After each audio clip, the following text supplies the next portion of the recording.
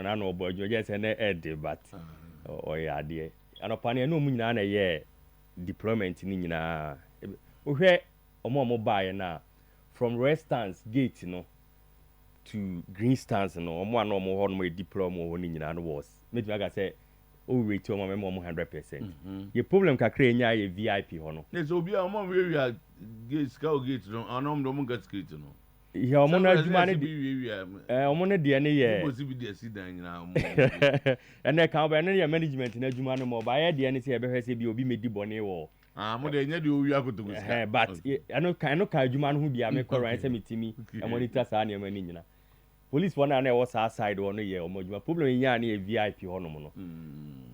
ata na mini police for na aka se bi kra nya nse omo e deploy omo VIP ho no no omo amegina ho because ya kan say empese obi oton ade bia be ba inside abeton ade zo beton we chiro this oton we nti say VIP ho no ma chi wa form ho no na eje jansa no wa frost inside na outside the stadium inside this is stadium no lady I don't call refer and so na refer there outside sa na be no and say baby a spectators ne tena no ni kwa se ho ka bia se wo ton chewing gum wo ton ko e meto ade wo e meton bibia wo okay obi po be ba beto ba na no ye ni bi mo the time ka say wo hwe restaurants to green stands one there police for no uwram a steps na be for akọ police for 2 gina ho omo prevent so omo ma obi a nkwampa ujo VIP na ahwa wan se obi eto ade wo sa side by VIP na ankasa na ne ehun ti bi wo no ma me hu a yise bi a me be catch say madam ade o ntimi na so won transi o we be call round sir because we go stadium 8 o'clock we be do fi na abo anwumre 8 yes yes so make sure say supporters no more na no e po bi mu twen ekọ go mu safety na that day ni she wonza twen de Kotoko stadium contem the result nya na problem ni but tama ni nyina education ni nyina supporters no because get restaurants yes restaurants one no mu nim nti obi wura mu de nsuo bi ton spectacles ni bi ko honom na omo ye ntimi hu ya na metia maame no e ma na see form timi ko na zo mu kuta e na o ya ne say anything weapon ze bottle water ye see ase ni tini tu aso ne nsuo wo mu a e se as weapon bi obi betimi ato bi obi epra no sachet water obi betimi ato betimi akwa akobo obi nti ne empese obi de saa na ema ni nyina no e be ko stance ni mu no nti wo ye supporter na oba be hwebo na wa apese obehwe ball ni bia o ba uto hunsu a o de da se obenom no form ho se won pese obenom no form ho na se wura stadium inside that tunity no e free so na fa hunsu ko e na obetimi age omo rubber na polythene bag black na de achechira na do ade aba bi si wo na me to me cut na ho a me nom no all day no min tusu na yes e can rules no yes because e yemra aba no se jawo ma wo to sa de we ya team kro na so between the black attitude so between what pressure e say polythene e say wo to na ekosi ya nsuo ni free mo a monka no we monka sem de me che ni say monka sem jibo so ahwe afko yo mo boy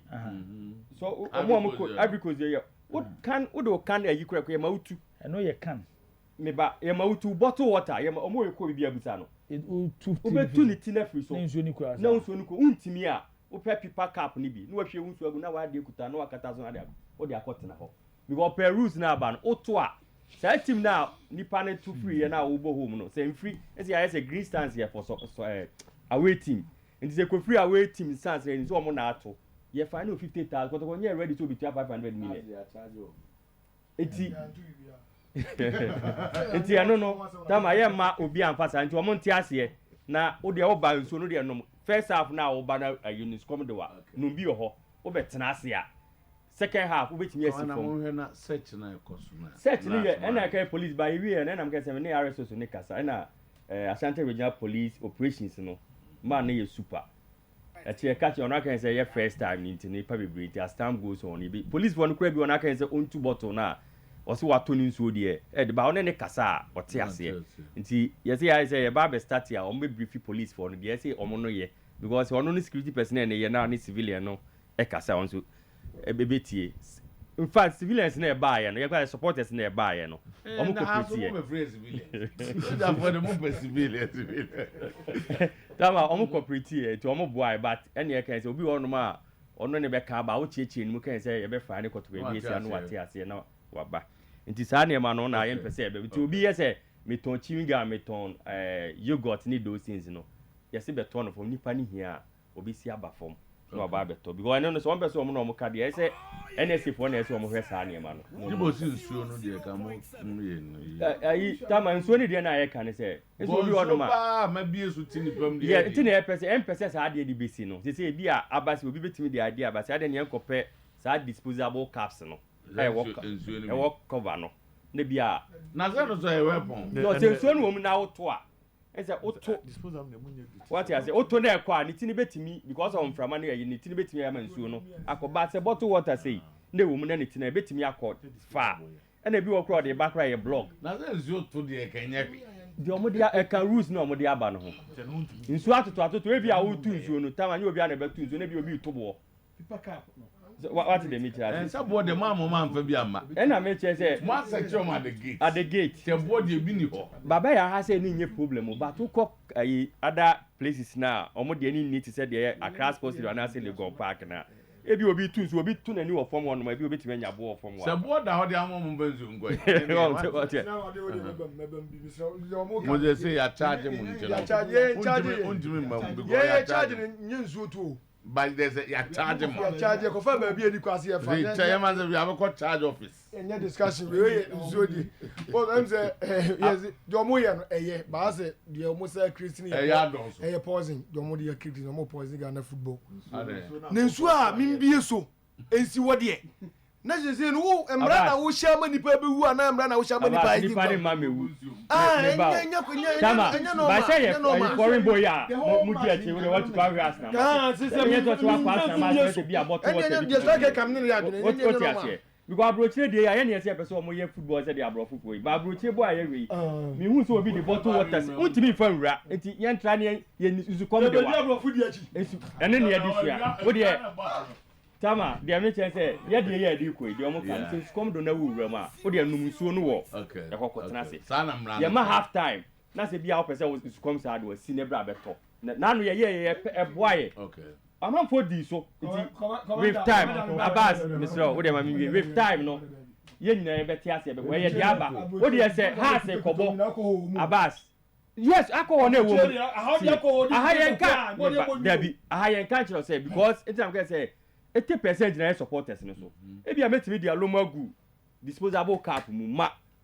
kwata na me no ma de na me hwe mbo mi nkoye bibia e ka go in se me ya ye betimi ana se police betimi ache but wo kwa akonom no ne ba wo kwa akonom no e bia wo de bedi bone ana se wontinti ne se ye comport ye ho saa ne ma no ho fu se ye ntimi nya nti no mo de saa mejes we say no e ba aba se ye mfolo ye bedru ba bi e biem e ka players na ye ba se team no eba it's your safety safe zone so we a player and also we official bi and say we need tag guys say we can say we ba emamu bi nti na say na no mo ba ya we say barricade here extending to some distance so bi antimi my team bas no sa metro teams security na say obi any business ho no apart from club safety omo wo adwuma omo be play but inside no eni kwa so obi aba ho obetimi a obi a wo barricade na wa ye no obetimi a wo animu na bi one supporters no ye den e kasa so we player na say won kan official 20 players na omo do omo ba na tag na e dey omo ba na un dress it say player na outfit na omo dey ba stadium na untimi mba ye ba say bia me ye Kotoko player Mashe mufti na mde aba park. Ye pon ball no because team bars is won team be say me be join team bag bars no. On dress say say anu team uba hobby na ehun wa ye be find Kotoko. Nti say wo ba make sure say what dress it say the players no. What join the bars no no okọ obed. Ye bi na ye dey find house for there no. So mo ba bars no ho ne sa ne eno ka. Ya charge o mo yes. Eno mo dey ba because we ye ni kwa say oba. Yes, and I'm sure say maybe I no the tia bass na e kan no that be tie me ba o dem ma me ye no mu ye me ti no abasi e bia mu nipa na mu CSS no mo fa no e bi onya me brief mu e dem ka say ye education but brief e say ye tia say because ya nye ne sa emwa ye say ye ne Lagos City match ya na ye boy e be ka 20 minutes am ma pon no e ne ma abasi ni to free safe zone ho ba ye ebe parke wo ba bia players ni si omo fa no ene esa agi woni nyina ma police for ni gire gina ho no so obi antimi ma ho because ye mpe problem nti de omo de aba no I think say follow ne ase ye kakra be boa ye commander that's ye kaka ko bia na nkomo fo obet ye de aka na Mr. To interesting Ghana Premier League na babak na is it the issue of safety and security in them too. I think say sweeping under the carpet I am boy nyina it's a century chain it me cut down MOB atiase and you ma be brasasa wele ma me nyewe na jibo mu na aseke ya ye bi obi amaye oh 6-8 and them ha just 8 Manchester 6 2